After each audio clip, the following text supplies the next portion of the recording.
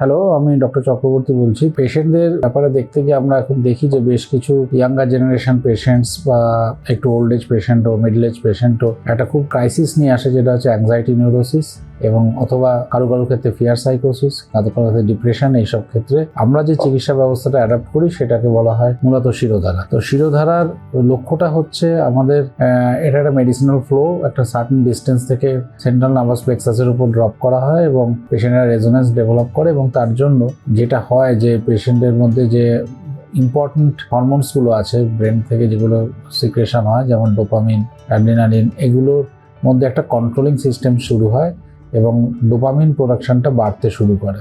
এবং dopamine production বাড়তে শুরু করলে পেশেন্টের সমস্ত কাজকর্মের উৎসাহ অনেক বাড়ে এবং পেশেন্ট অনেক এনার্জি পায়। এবং কর্টিজন যে হরমোনটা আছে, কর্টিজন হরমোনের, যেটা মানে ফিয়ার হরমোন বলা হয়, যে কোনো সময় যে কোনো পেশেন্ট যখন অ্যাংজাইটি পড়ে গেলে এই হরমোনটা বাড়তে শুরু করে, সেইটার একটা কন্ট্রোল আসে এবং তার জন্য তার এই ফিয়ার সাইকোসিসটা কমতে শুরু করে। এবং স্ট্রেস, স্ট্রেন, অ্যাংজাইটি এবং ফিয়ার সাইকোসিস, এই চারটে বিষয়ের জন্য শিরোধারা ভীষণভাবে ইমপ্লিমেন্টেড ট্রিটমেন্ট আয়ুর্বেদ শাস্ত্রে।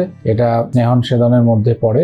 যদি ঠিকমতো চিকিৎসা করা যায়, পেশেন্টকে এইসব ক্রাইসিস থেকে বের করে আনা যাবে। Shirodhara is very important treatment for us.